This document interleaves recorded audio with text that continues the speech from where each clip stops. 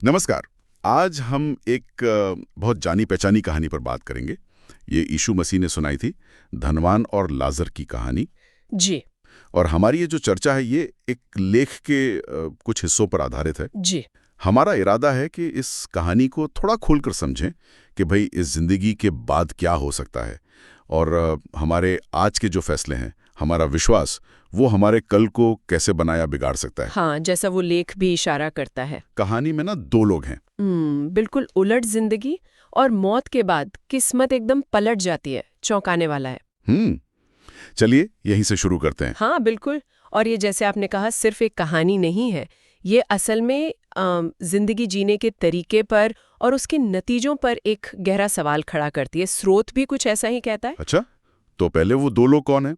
एक तो है कोई अमीर आदमी, नाम नहीं बताया गया उसका, बस ये कि वो बैंगनी बढ़िया मलमल के कपड़े पहनता था। रोज दावतें, ऐश की जिंदगी थी उसकी। पूरी विलासिता में। और दूसरा लाजर, एक बेहद गरीब आदमी, बेचारा फोड़ों से परेशान, अमीर के दरवाजे पर पड़ा रहता था। सोचता था कि मेज से गिरे टुकड़े ही मिल जाएं तो पेट भर ले। हालत इतनी खराब कि कुत्ते आकर उसके घाव चाटते थे। और यही जो अंतर है ना दोनों की जिंदगी का, ये बहुत अहम है।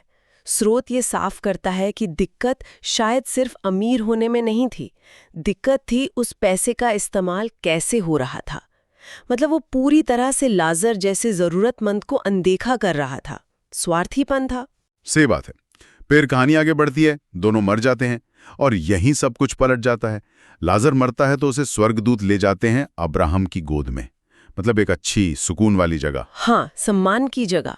और वो अमीर आदमी, वो भी मरता है पर उसे दफनाया जाता है और वो नरक में पहुंचता है, आग में, तकलीफ में। यहां से कहानी और गंभीर हो जाती है ना। बिल्कुल। अब्राहम की गोद लाजर के दुनियावी दुखों के एकदम उलट शांति और सुकून दिखाती है, और अमीर आदमी का आग में तड़पना वो उसके दुनिया के ऐशो आराम का ठीक उल्टा है। ये पूरी तरह किस्मत का पलट जाना है। लेख में भी यही बात उभर कर आती है। तो नरक से वो अमीर आदमी ऊपर देखता है, अब्राहम दिखते हैं। वो चिल्लाता है, पिता अब्राहम, रहम करो, लाजर को भेजो जरा कि पानी में उंगली डुबोकर मेरी जबान ही ठंडी कर दे, मैं इस आग में तड़प रहा हूं। लेकिन अब्राहम का जवाब बड़ा सोचने वाला है। वो कहते हैं, बेटा याद कर, तूने अपनी जिंदगी में तो सारी अच्छी चीजें पाली और लाजर ने उसने बुरी चीजें झेली। हाँ। अब नतीजा देख, वो यहाँ सुकून में है और तू तड़प रहा है। ये याद कर कहना ये बड़ा गहरा लगता है, जैसे कोई हिसाब रखा जा रहा हो हमारे कामों का। बिल्कुल। ये बातचीत यही दिखाती है कि कहानी के हिसाब से मौत के बाद क्या होता है वो इस बात से जुड़ा है कि हमने दुनिया में कैसे जिया, हमारा रवैया क्या था।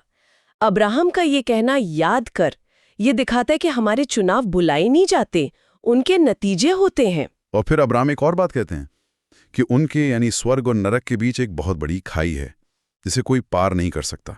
कोई इधर से उधर नहीं जा सकता, ना उधर से इधर आ सकता। हाँ, और ये खाई स्रोत के हिसाब से ये शायद इस बात का प्रतीक है कि जो फैसला हो गया वो अटल है। मौत के बाद स्थिति बदलने का कोई रास्ता नहीं है। ये अपने आप में एक काफी संजीदा ख्याल है। ये सुनकर वो अमीर आदमी एक और आखिरी कोशिश करता है। कहता है, अच्छा तो पिता, फिर लाजर को मेरे घर भेज दो, मेरे 5 भाई हैं, वो जाकर उनको चेतावनी दे दे ताकि वो इस तकलीफ की जगह पर ना आए। लेकिन अब्राहम इसके लिए भी मना कर देते हैं। उनका तर्क क्या है कि उन भाइयों के पास तो पहले से ही मूसा और भविष्यवक्ताओं की बातें हैं, यानी भगवान के दिए हुए नियम, उनकी शिक्षाएं। अच्छा, तो उनको मानना चाहिए था। हाँ, उन्हें उन पर ध्यान देना चाहिए। और फिर वो एक बड़ी अहम बात कहते हैं कि अगर वे लोग मूसा और भविष्यवक्ताओं की ही नहीं सुनते, तो अगर कोई मरे हुओं में से जी उठकर भी उनके पास चला जाए तो भी वे यकीन नहीं करेंगे। ये तो दिलचस्प है।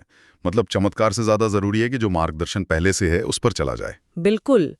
कहानी का जोर इसी बात पर लगता है, जीवन में विश्वास और आज्ञाकारिता पर, चमत्कारों पर निर्भरता पर नहीं। तो इस पूरी कहानी से, जैसा स्रोत हमें समझा रहा है, कुछ मोटी मोटी बातें निकल कर आती हैं। पहली तो ये कि अपनी दौलत का गलत इस्तेमाल, मतलब सिर्फ अपने लिए रखना और जरूरतमंदों को भूल जाना, इसके नतीजे गंभीर हो सकते हैं। जी।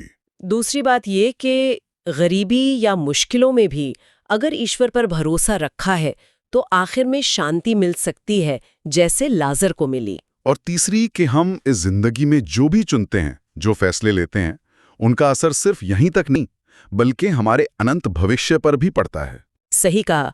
और एक और बात कि पछतावा करना और ईश्वर की बात मानना ये शायद किसी चमत्कार का इंतजार करने से कहीं ज्यादा अहम है। बिल्कुल। तो कुल मिलाकर ये कहानी हमें सोचने पर मजबूर करती है कि हम अपनी जिंदगी कैसे जी रहे हैं, हमारे पास जो कुछ भी है उसका इस्तेमाल कैसे कर रहे हैं, और दूसरों के लिए, खासकर जो जरूरतमंद हैं, उनके लिए हमारे दिल में क्या है, हमारा बर्ताव कैसा है। हाँ, और शायद एक सवाल हम सब के लिए है सोचने को, क्या ये कहानी सिर्फ मरने के बाद की ही बात बता रही है, या ये हमसे आज अभी इसी वक्त हमारे जीने के तरीके के बारे में भी कुछ पूछ रही है? क्या हम अपने आसपास मौजूद उन लाज़रों को देख पा रहे हैं जिन्हें शायद हमारी ज़रूरत हो सकती है? ये एक सोचने वाली बात